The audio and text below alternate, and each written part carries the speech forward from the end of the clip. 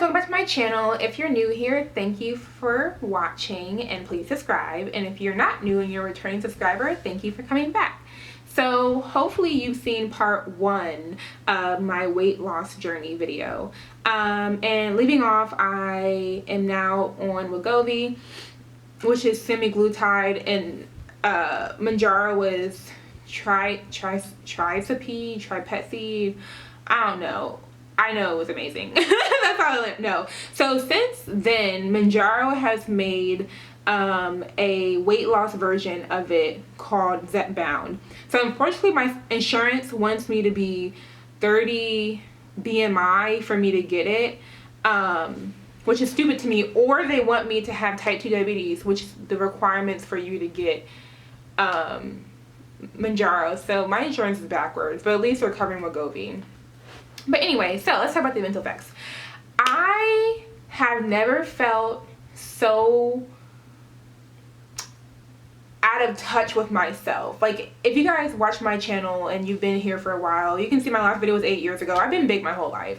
I think there was not a time in my life where I was not big. And now I don't consider myself small. I will say I'm still bigger, but body dysmorphia is real. And I will say, if you have gone on this life-changing or a life-changing altering journey, like losing almost 200 pounds now, I'm at that almost 200 pounds mark. It's a lot mentally. You constantly, or at least me, when I look in the mirror, I don't see a skinny person. I still see the person back then. And then it's kind of frustrating when you have people who haven't seen you since you lost a lot of weight and they're like, oh my god, you look so different, you look better now. And that makes you kind of question, okay, was I not looking good when I was bigger? And that's not something you say to somebody. So I will say, if you have someone in your life who's lost a lot of weight, do not tell them they look better. Do not tell them they look healthier. Do not say, that is the last thing you should say. Just say congratulations. Oh, and don't say keep up the good work, because when I hear that from people, I'm like, well, dang, is what I did before or all this weight loss that I've accomplished not good enough? Are you telling me that I still look bad? Like, I don't know. And I don't know if that's me personally thinking that, but I don't know. I would just say, don't say that to somebody. I will also say that dating is different now. I feel like before, I feel like I have way more people not embarrassed to be out seen with me, versus before it was more like, oh, let's meet here at night, or let's do this. Or I feel like it's different being loved out loud now. Now I will say, I don't know if that's the area that I'm in, because I don't feel like Florida is a place you see a lot of bigger women finding love, or at least in my area, especially in my hometown. It was very, very rare you saw someone who was as big as I was, married or something. Like, usually women are single. I don't know. But I will say that I've had more luck dating, and it kind of sucks. And I've had people actually from my past, when I was bigger, be like, oh, you've been beautiful, or you look so good now, and I would love to take you out, and this, that, and the third. I'm like, well, you know, you knew me when I was bigger. You obviously didn't like that version of me, so you don't have access to this version of me. Now, I can't fault people who have just met me now, but I will say I still have that reoccurring thought in my head of, okay, are you only talking to me now because I'm smaller? Would you have talked to me back then? I have had a guy say, oh, I would never talk to you if I knew you were not big. And I'm like, dang, well, you can't talk to me. But I know I can't go with that mindset. So it's like a day-to-day process. It's also surreal going to the store and seeing the size that I used to be right next to the size I am now. So I sit between a 12, 14 right now. And I was at Old Navy the other day. And you can see it. I just posted my Old Navy mid-size inside a dressing room. But if you see that video, I didn't film it, but I had found a size 24 pants in the store, and I had it next to my size 12. And I'm like, dang, I was that big. even when I look at pictures of me before, to me, I'm like, I can't believe no one told me that I was that big. Now, I probably wouldn't have listened to you. And I did have my family tell me I was that big.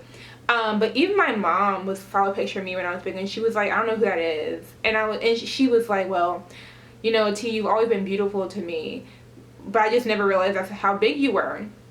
And so I appreciate that I can look back and be like, wow, like, I've come a far way now, in a long way, and it's still going to be a constant battle. I feel like weight for me and probably hundreds of people in the world is a constant battle, and that's why I use tools like Wegovy to help me stay here, but I know eventually I'm going to have to find a way to maintain my weight with just diet and exercise. And I still to this day envy people who've never had a workout in their lives, never had to have weight loss surgery, don't need weight loss tools to maintain their weight. If that is you, you're lucky, and count your blessings.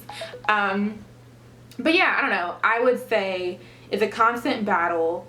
I'm nowhere near where I want to be. I want to be toned up. I'm currently training for a half marathon. So like I mentioned, in 2022, I started running with Black Girls Run, and I was able to run 3 5Ks last year. But we meet every Saturday of the month, and we do 5Ks. We do 3.15 miles every Saturday or more. So technically I ran more, but officially I've only ran 3. My goal this year is to run a half marathon. I'm really excited. I want to do that before the end of fall. And so if you have any good half marathon recommendations, let me know. I was thinking about doing a Disney half marathon because I live in Orlando, but it's expensive. And I need something that's more cheaper because in this economy, I gotta cut some costs this year.